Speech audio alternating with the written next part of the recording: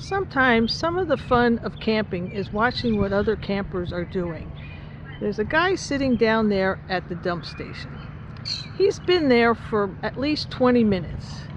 And it's the second time he's been at the dump station. There's another dump station just above that one. He was there for 10 minutes, turned around, and then went to this one.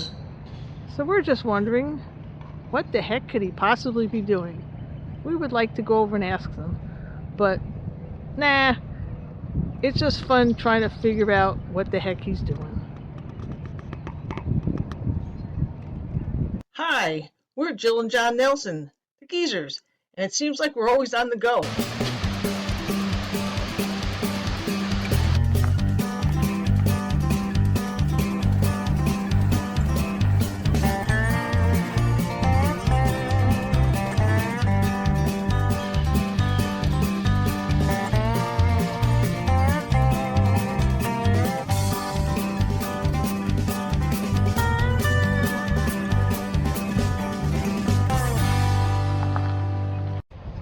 We're here in Lexington, Kentucky at the Kentucky Horse Park Campground, which is part of the state park system. We're right, maybe within 10 miles of downtown Lexington and University of Kentucky, and lots of places on the Bourbon Trail. The park covers 1,200 acres and has 260 sites, including back-ins for RVs and a primitive tent camping area. Oddly enough, though, they have no facilities here for camping with your horse, but you can ride through the campground. And this is a state park next to the regular horse park that holds all types of equestrian events. This is us. We're site 63. Not a bad site. We're right on the corner, so we have quite a bit of space because there's no one next to us. So not too bad. The only problem is a lot of these sites are not close to the bathrooms or washrooms, so it's a little bit of a trek. Our bathroom is way up there where you can see the brown fence. There's a pool there. These sites all have water and electric, and a few dump stations at the park. This is Loop A. We're actually the one at the end, so this has around 40 sites in this loop. There's, I think, a little over 200 sites at this park. They're not super spacious, but they give you some room. There's not a bad amount of trees. Sites are paved, although they're a little narrow. Won't give you a big wide berth to get into, but not too bad.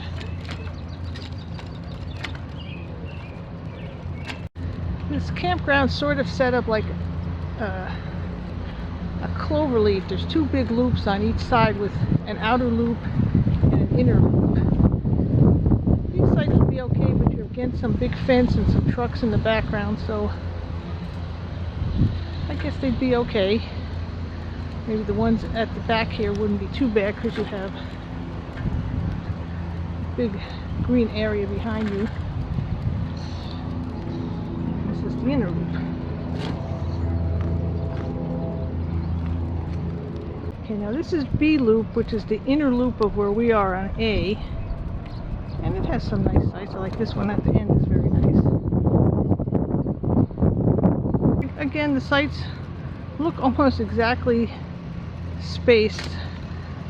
Not a lot of difference. Some have more trees, and it seems like that you get one that's on the edge as you first come in, you might have a little more room.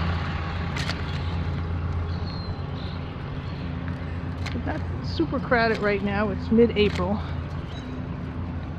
but it's also a Monday and not a lot of people. But there's a big bathhouse and bathroom, like I said, by the pool. And there's also a playground area. And there's basketball hoops, if you're into that. is Loop C, and it looks like each loop has about 75 sites. These are kind of nice if you don't. You're right along the fence to the Kentucky Horse Park.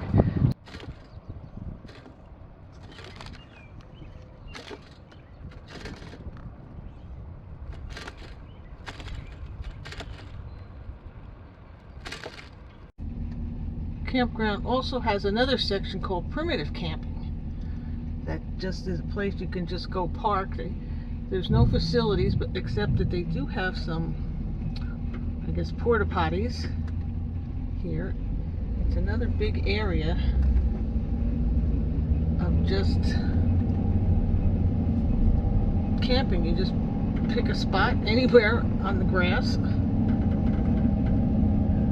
pitch your tent, put your RV. Earlier in the day, the other day we were here, there were people parked with campers up here by the trees. And it's kind of funny, most places say don't park on the grass. There's signs around here that say don't park on the pavement. Yeah, you know, it's not my favorite campground in the world, probably wouldn't have made my top 10, but it's nice enough. Yeah, it's a nice place. It's well kept up, it's clean, but I could see where if there were a lot of people there, it would have been a little congested. But it does have quite a few amenities. It did have a pool in season. It had a tennis court. It had basketball courts. It had a couple of really nice playground areas.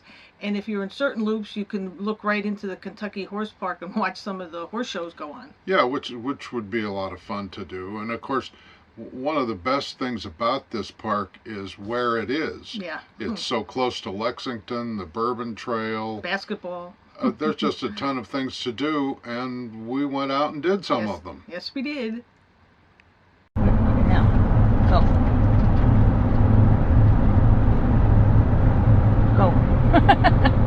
Talk. This is what they call a horse farm in Kentucky. They do not plant them, they breed them. This would probably be called a ranch anyplace else in the country, but in Kentucky, they're farms. And they're big, and they're owned by a lot of very wealthy people. And they are people who love their horses.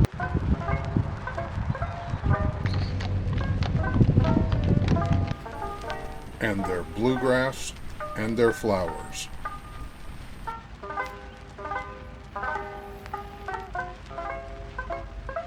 And of course, their bourbon whiskey.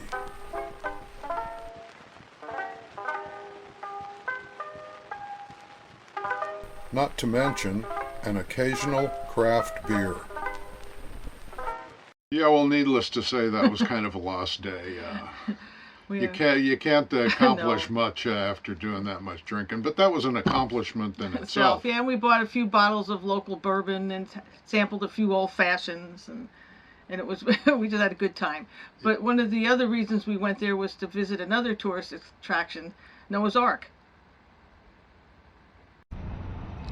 The Ark Encounter in Williamstown, Kentucky.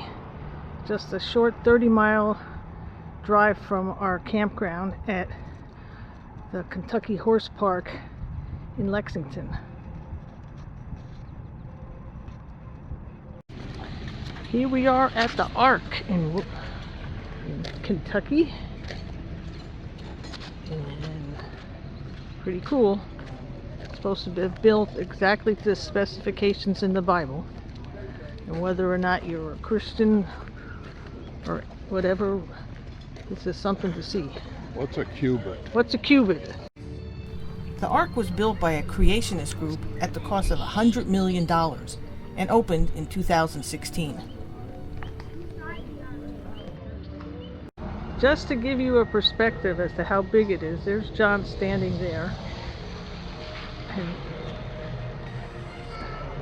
And there's how big this Ark is.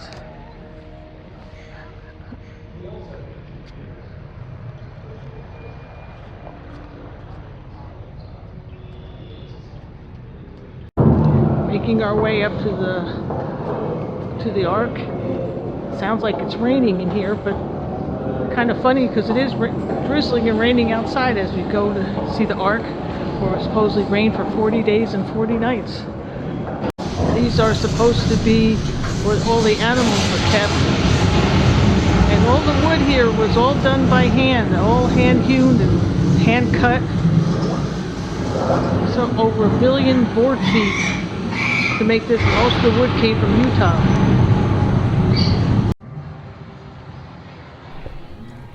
The Ark consists of 3 decks, and it's considered the largest wood structure in the world at 510 feet long, 85 feet wide, and 51 feet high.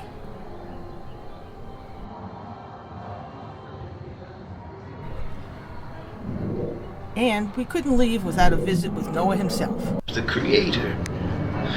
But the generations that followed grew extremely corrupt and violent. The world became such a dreadful place. And as we leave the Ark, I said the sun comes out, and again you can get a better idea of just how big this thing is. And also here is a zoo, I suppose, that's supposed to make you think of all the animals that Noah brought on his trip. Here's some lemurs. It looks like a gaggle of lemurs. They're all bunched together right there. Well, Alan's dead asleep over there. He's gone. But their tails are holding. Also at the zoo, they have kangaroos that you can walk up to and see. And there they are, the kangaroos. I'm within, I guess, 10-15 feet of them. They look a little sleepy today. Must have had a big lunch, just like we had. Hope they don't come and try to box me. Heading back from our Ark visit, we were reminded how much we enjoy our excursions into both ancient and more recent history on these trips of ours.